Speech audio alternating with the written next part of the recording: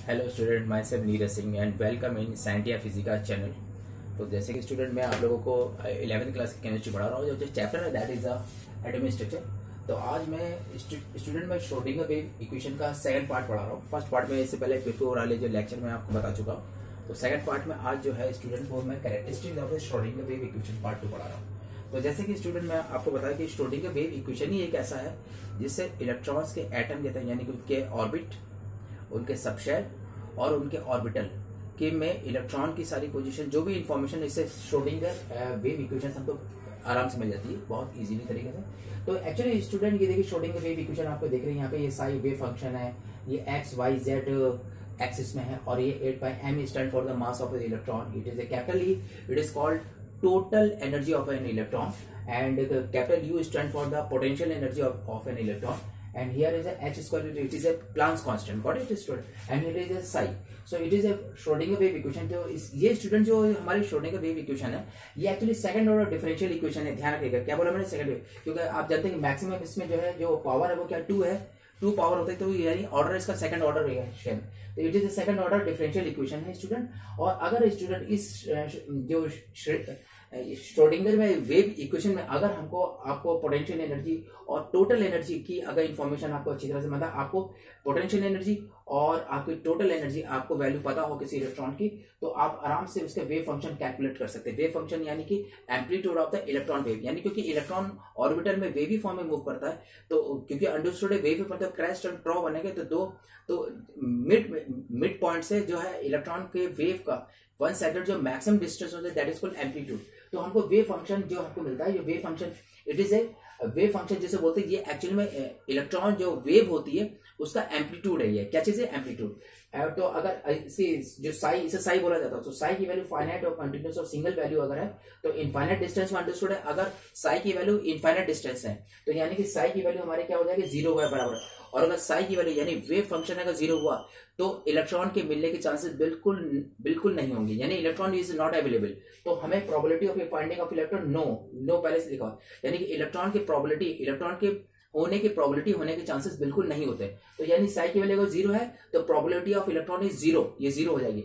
अगर certain value हमको जैसे पोटेंशियल एनर्जी देगी, टोटल एनर्जी दे रखी इट इज, तो अब ये ध्यान रखिएगा स्टूडेंट की श्रोडिंगर वेव इक्वेशन में जो टोटल एनर्जी होती है, इसमें जो सर्टेन वैल्यूज होती हैं उनको बोलते हैं ईजेन वैल्यूज। क्या बोलते हैं, ईजेन वैल्यूज बोलते हैं। और सर्टेन वैल्यू ऑफ साई यानी वेव फंक्शन, या जिसे बोलते हैं एम्पलीट्यूड ऑफ इलेक्ट्रॉन वेव। तो एम्पलीट्यूड इलेक्ट्रॉन वेव की अगर वैल्यू की में जितनी भी हमको सर्टेन वैल्यूज जो मिलती है इससे श्रोडिंगर वेव से, तो that is not eigen function, उन्हें ईजेन फंक्शन। तो आइजेन वैल्यूज मिलती हैं आपके टोटल एनर्जी से और आइजेन फंक्शन मिलते हैं हमको किससे, साई से, यानी कि वेव फंक्शन से मिलती है स्टूडेंट। अब देखो, अब स्टूडेंट एक चीज और है कि साई यानी wave function to find the amplitude of the electron. ये तो आपको मैंने बताया कि इलेक्ट्रॉन जो वेव होता है ऑर्बिटल में वेवी फॉर्म में मूव करता है, तो उसकी जो एम्पलीट्यूड होता है that is denoted by wave function. So here and here max born ने सबसे पहले श्रोडिंगर वेव में ये चीज बताया कि जो साई है ये कंसीडर नहीं किया जा सकता, मतलब ये एक तरह से, मतलब इससे वेव फंक्शन से अकेला कुछ नहीं होना, बल्कि उन्होंने बोला कि जो इलेक्ट्रॉन प्रोबेबिलिटी डेंसिटी है, यानी कि इलेक्ट्रॉन प्रोबेबिलिटी ऑफ इलेक्ट्रॉन जो है that is directly proportional to the psi square, यानी वेव फंक्शन को स्क्वायर, जिसको हम लोग बोलते हैं प्रोबेबिलिटी डेंसिटी। तो ये बॉन्ड, मैक्स बॉर्न ने सबसे पहले बताता है कि actually probability of electron is not dependent on the Sai, यानी वेव फंक्शन में डिपेंड नहीं करता, बल्कि साई के स्क्वायर पे डिपेंडेंट होता है, यानी साई स्क्वायर, यानी that is not as probability density पे डिपेंड करता है। तो साई स्क्वायर जो होता है इसका फॉर्मूला ये है, probability of electron divided by volume of the space. अब स्पेस कौन सा, न्यूक्लियस के चारों तरफ जो ऑर्बिटल होता है उस रीजन का जो हमारा जो वॉल्यूम होता है that is the volume of space. ये ऑर्बिटल का स्पेस वॉल्यूम कह सकते हैं, it is the volume of the orbital. तो probability of electron divided by the volume of the orbital, या स्पेस में वो वॉल्यूम जहां पे हमको क्या निकाली, प्रोबेबिलिटी डेंसिटी निकाली, तो वो इसके बराबर होता है। एक चीज और स्टूडेंट की, ये साई स्क्वायर की वैल्यू यानी कि प्रोबेबिलिटी डेंसिटी, इसकी वैल्यू जितनी ज्यादा होगी प्रोबेबिलिटी ऑफ द इलेक्ट्रॉन मिलने के चांसेस उतने ज्यादा होंगे, यानी जिस रीजन में इलेक्ट्रॉन जितने ज्यादा होंगे तो साई स्क्वायर यानी प्रोबेबिलिटी डेंसिटी यानी साई स्क्वायर की वैल्यू भी उतनी ज्यादा होगी।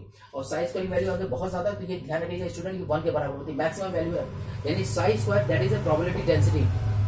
अगर प्रोबेबिलिटी डेंसिटी या जिसको बोलते हैं साई स्क्वायर, अगर इसकी वैल्यू 1 के बराबर है तो मैक्सिमम चांसेस है कि इलेक्ट्रॉन उस रीजन में अवेलेबल होगा, इलेक्ट्रॉन की प्रोबेबिलिटी बहुत बढ़ जाती है। और अगर साई स्क्वायर की वैल्यू 0 आ गई, देखिए 0 लिखा ना, 0 आ गई, तो ये समझ लीजिए कि वो नॉन ऑर्बिटल प्लेस में चला गया, यानी कि वो ऐसा रीजन है जहां पे इलेक्ट्रॉन मिलने के चांसेस बिल्कुल नहीं होंगे। तो यानी प्रोबेबिलिटी डेंसिटी वैल्यू अगर 1 है तो प्रोबेबिलिटी ऑफ द इलेक्ट्रॉन मिलने के चांसेस बढ़ गए हैं। और अगर प्रोबेबिलिटी ऑफ डेंसिटी यानी साई स्क्वायर की वैल्यू अगर 0 होती तो there is no chance of the probability of the electron, यानी इलेक्ट्रॉन मिलने के चांसेस बिल्कुल नहीं होते स्टूडेंट। तो ये सबसे इंपॉर्टेंट है। ये मैक्स बॉर्न ने सबसे पहले ये श्रोडिंगर वेव इक्वेशन में ये चीज इन्होंने एक्सप्लेन करी मैक्स बॉर्न ने। एक चीज और स्टूडेंट होता है, तो ये चीज मैंने बताया कि 3D रीजन होता है।